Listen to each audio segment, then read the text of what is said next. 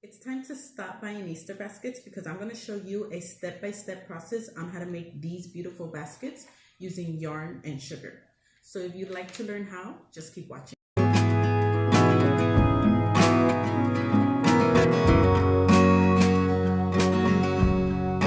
Hi, my name is Brenda and welcome to my first YouTube video. On this channel, I hope to show you how to make some beautiful handmade creations. And today we're making Easter baskets. So let's go ahead and jump right into the first step. Okay, so for your first step, you're gonna go ahead and get a pot or pan, and you're gonna add 2 cups of sugar and 1 cup of water. And then you're gonna turn your stove top on medium. And you're gonna simmer this. Once it starts simmering, you're gonna go ahead and simmer it for about 10 minutes. Now, the reason you wanna do this step first is because you wanna give this time to cool down. You wanna go ahead and stir it, make sure all the sugar dissolves, and then once it starts simmering, put your timer on for 10 minutes.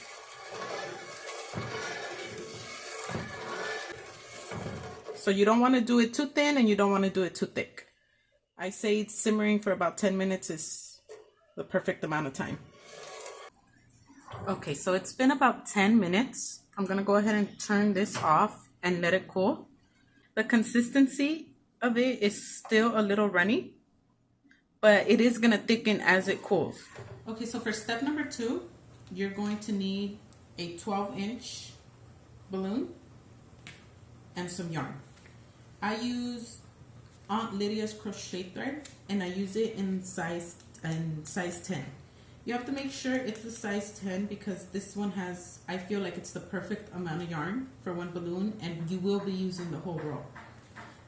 And I believe it's 300 yards. 300 yards in the color shaded blues. Okay, so you're gonna go ahead and blow up your balloon. You wanna get a balloon that has not been blown up or stretched out in any way, because this is gonna give you that perfect little egg shape. So if you blow up the balloon, deflate it, and then blow it up again, it won't be a perfect egg shape. It'll be more roundish. Okay, so you wanna get a fresh balloon that has not been blown into. And then you're gonna go ahead and grab your yarn. Then you're gonna grab your balloon. And you're gonna tie a knot right at the knot that you made for the balloon. And I'm gonna go ahead and do a double knot just to make sure it's secure. This point, and I wanna make sure that I center it as much as I can. Wrap the balloon, or wrap the yarn around the balloon knot.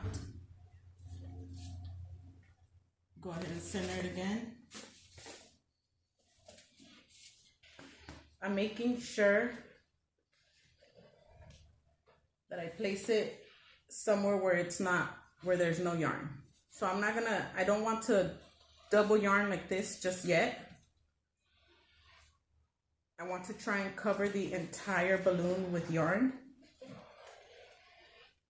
and have as little gaps as possible.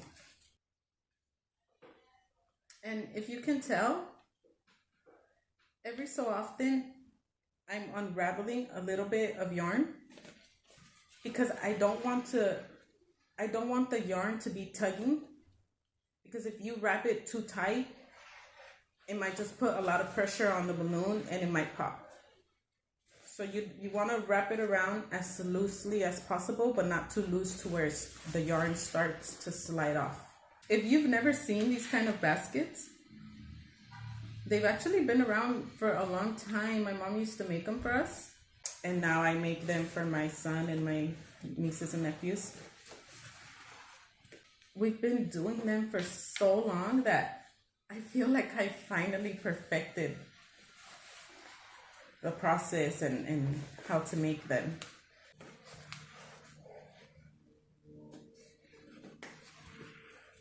And you just want to go ahead and keep doing this until you finish the whole row. When you finish the row, don't throw away the cardboard piece. I'm going to show you later on what we're going to do with that, but just make sure you don't throw it away. And just keep wrapping your balloon until the whole row is gone.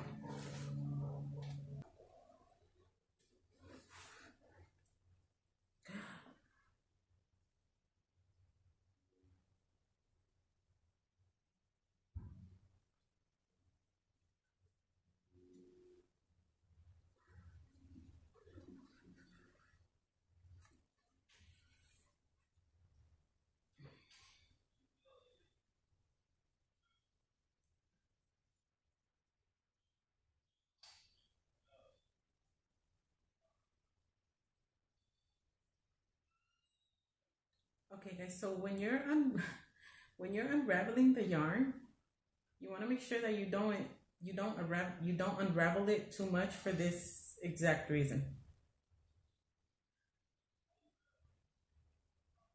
You don't want to have knots in the, I mean, it won't break the balloon if you have one little knot, but if you can try to avoid it, it's a lot better.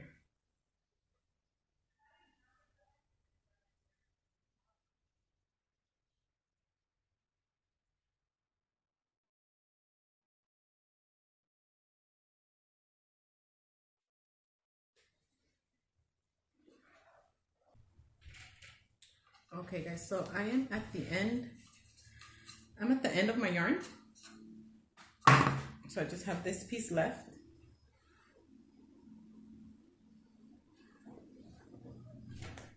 So I'm gonna go ahead and do the last wrap, or the last two wraps. And then I'm gonna go ahead and tie the knot right around the top of right around the balloon knot. And again, I'm gonna double knot this one as well. Okay, so there you have it. This is what it should look like. And remember, I told you guys to save this piece. So for the next step, you need your wrapped up balloon, something that your balloon is going to sit in. This is going to catch all the dripping syrup. Then you're going to get your cardboard piece and put it in here. You're going to set this aside and have it ready so that when you're done pouring the syrup on this, you go ahead and place it, and this is where it's going to dry. Okay guys, so we have our syrup here and it has cooled down. It's still a little warm, but you just want to be able to touch it. You don't want it to be hot. You don't want it to burn your finger, because if you pour it onto the balloon while it's still too hot, the balloon might pop. I always start here because it's always the thickest part. So I'm going to pour and rub it in just to make sure it gets all the way through down to the balloon.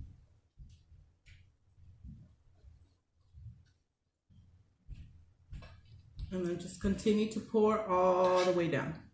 Just rub the back of your spoon on the yarn so the syrup can go all the way through.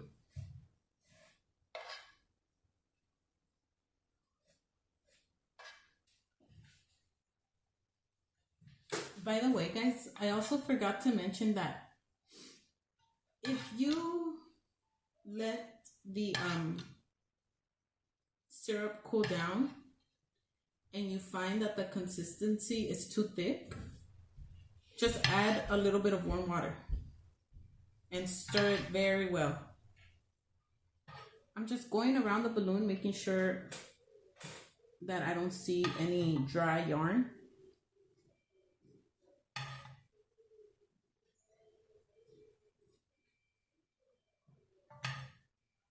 And any dry spots that I see, I'm just adding a little bit more syrup and rubbing it in with the back of the spoon. But you know what? Don't do what I did, guys. Don't get this little spoon. If you have a bigger one, get a bigger spoon, because it'll speed up the process. I have no idea what I was thinking. And yes, it does get messy, guys. It does get messy. If you are doing it in a spot where you don't want to get sugar, maybe put some newspaper or something. I'm doing it on my kitchen table, and it's just syrup, so it can get washed off, but just keep in mind that it does get really messy. And again, I'm just double checking, making sure there's no dry spots. So once you're done, you're gonna set it in a container that's gonna catch all the dripping syrup and let it dry for about 8 to 12 hours. I typically do it for 24 hours depending on how thick the yarn is. But if you guys want to see the next step, go ahead and click that subscribe button, and I'll see you guys in the next video.